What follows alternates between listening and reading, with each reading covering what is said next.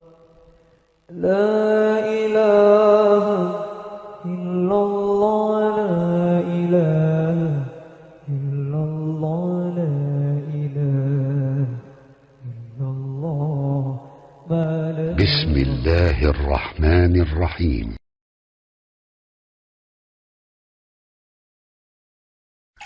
Dulu Syekh Muhammad Hashim bin Ash'ari yang mendirikan Nahdlatul Ulama itu tanggal 31 Januari 1926 ya, pernah memberikan fatwa untuk mengingatkan agar masyarakat sekitaran Jawa tidak terlibat dalam nuansa-nuansa yang bisa menghadirkan kesyirikan. Ya, ini mempraktekkan toleransi ini. Ini sekarang lagi musim-musim toleransi deh.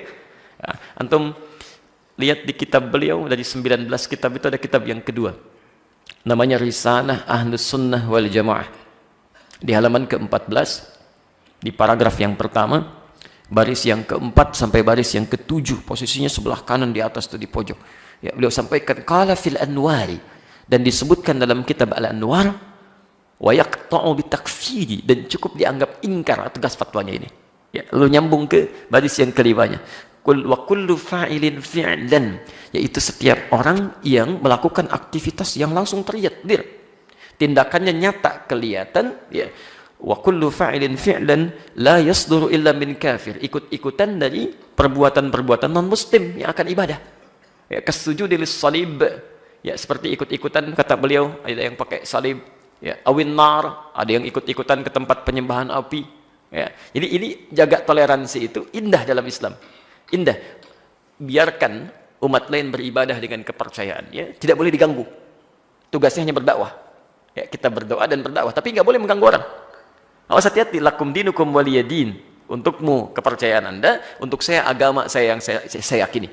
La ikraha fid din, tidak boleh memaksa orang dalam urusan agama. Jadi nggak benar kalau misalnya ada orang Islam, maaf ya, masuk ke gereja misalnya kemudian sweeping, ya, berhentikan orang ibadah di tempat ibadah mereka, itu nggak boleh.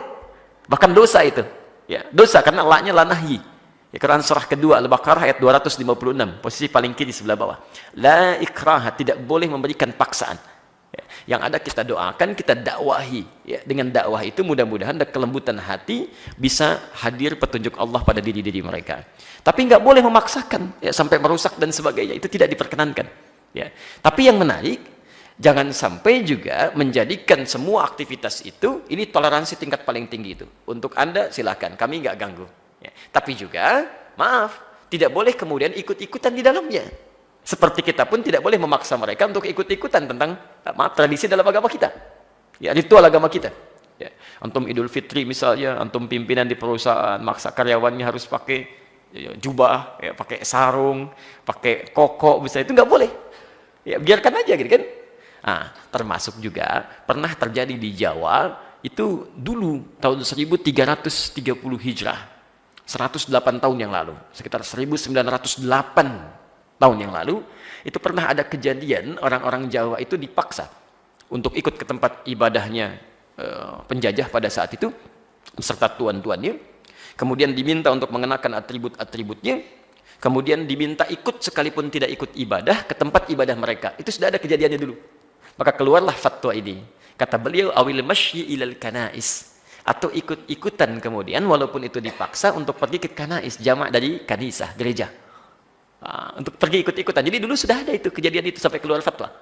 Ini saya coba mengutip ya untuk menegaskan kembali supaya kita tidak larut dalam hal yang bertentangan dengan hukum Allah di sini. Ma'ahliha, ikut-ikutan bersama ahli ibadahnya, ya, pemeluk agamanya, bizanani liha, ya, atau bahkan mengenakan atribut-atributnya. Itu sudah keluar fatwa dulu. Ya. Jadi MUI itu cuma menegaskan saja untuk menjaga toleransi supaya tidak saling mencampur adukan dalam kehidupan ritual beragama. Di toleransi itu tidak harus ikut-ikutan, tapi memperkenankan mereka sesuai dengan keyakinannya, silahkan, jangan diganggu, dan kita pun tidak terlibat di situ, dan kita pun tidak memaksa mereka untuk mengenakan atribut kita. Jelas di sini?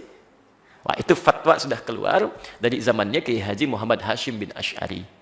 Ya, jadi hati-hati ya, awas hati-hati, ulama-ulama kita dulu sudah mengingatkan supaya menjaga ketentraman dengan tanpa melibatkan unsur-unsur yang bisa mengganggu kehidupan beragama yang baik di negeri ini. Sejak dulu masih bernama Nusantara.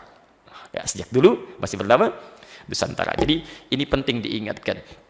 Awas, kalimat Qur'annya tadi ketika diingatkan, an na'budal asnam, supaya kami tidak ikut-ikutan menghadiri ritual ibadah. Awas, hati-hati. Na'bud itu bisa diartikan ibadah, bukan cuma menyembah. Ya. Ibadah itu artinya segala yang terkait dengan perangkat ibadahnya, walaupun tidak ikut ritual di dalamnya. Awas, termasuk misal memfasilitasi kan ritual ibadahnya, itu nggak boleh. Nabi pernah diingatkan oleh Allah langsung. Quran surah ke-17 ayat 73 sampai 75. Ya, Quran surah ke-17 Al-Isra ayat 73 sampai 75, posisinya paling kanan, di tengah ke bawah sedikit. Ya. Wa in kadu la yaftinunaka 'anil ladzi auhayna ilaika. Ya. Hampir-hampir saja ada orang yang akan membuat engkau Muhammad terjebak. Awas, hati-hati untuk berpaling dari wahyu yang pernah kami turunkan kepadamu. Ya. Ayat ini turun untuk merespon satu ajakan dari kalangan Quraisy yang saat itu mengajukan proposal pada Nabi SAW pertama di malam hari, di malam situasinya. Datang pada Rasulullah menyampaikan, Muhammad, kita memang beda ini, tapi jangan sampai perbedaan kita menjadikan kita berselisih sampai mengakibatkan peperangan. Ya, kita toleransi aja lah. Kami malam ini menyembah Tuhan kamu, besok kamu ikut menyembah Tuhan kita. Maka tatkala itu disampaikan, turunlah kemudian di Quran aturan yang jelas. Quran surah Al-Kafirun, Quran surah 109 ayat 1 sampai 6 itu. Ya, qul ya ayyuhal kafirun. Katakan, hei orang-orang kafir. Kafir itu maksudnya yang menutup diri, itu bahasa sopan itu. Ya, yang menutup diri tidak mau menerima iman, itu kafir. Ya, makanya orang-orang yang datang ini termasuk Abu Jahal, Abu Lahab dan abu-abu yang lainnya, kan, itu tidak marah disebut kafir. Karena mereka paham arti kafir itu dalam bahasa Arab. Mereka orang Arab fasih, paling mengerti bahasa Arab. Ya. Di kafir itu dalam bahasa Arab yang menutup diri, yang menghalangi dirinya, tidak mau menerima dakwah. Jelas ya? Jadi mereka pun mengakui, saya memang menutup diri, saya nggak mau terima dakwah kamu. Makanya oleh Quran disebut kafir. Yang menutup diri itu bahasa sopan sebetulnya dalam bahasa Arab. Ya, untuk menunjukkan bahwa Islam itu dengan bahasa yang lembut saat berdakwah, tidak mengatakan kamu ini ingkar iman, kamu begini, tidak. Anda yang masih tertutup, belum mau menerima risalah dakwah. Itu ayat itu turun. Coba bandingkan misalnya dengan istilah-istilah di tempat lain. Ya, ada yang menyebut domba misalnya kan, wah, domba yang tersesat ya. Baik, menurunkan Anda statusnya dari manusia jadi domba. Kan jauh ya perbandingannya. Baik, Anda jadi orang Arab dulu disebut kafir nggak marah. Ya, saya hanya ingin menerangkan sisi bahasa ya, sisi bahasa. Anda yang masih menutup diri, kata Quran, maaf ya, la a'budu ma ta'budun. Kami tidak akan pernah ikut-ikutan menyembah atau ikut ritual seperti Anda melakukan sesembahan itu. Sampai puncaknya di ujungnya lakum dinukum waliyadin. Begini saja aturan dari Allah. Silahkan lakum dinukum, Anda silahkan ibadah senyaman-nyamannya sesuai dengan keyakinan Anda. Waliyadin, dan biarkan kami pun beribadah sesuai dengan apa yang kami yakini. Itu yang paling indah itu. Jadi tidak perlu ikut-ikutan, tidak perlu pasang atributnya, masing-masing aja. Dan di situ kita kemudian bersaing dalam dakwah yang baik. Jelas ya?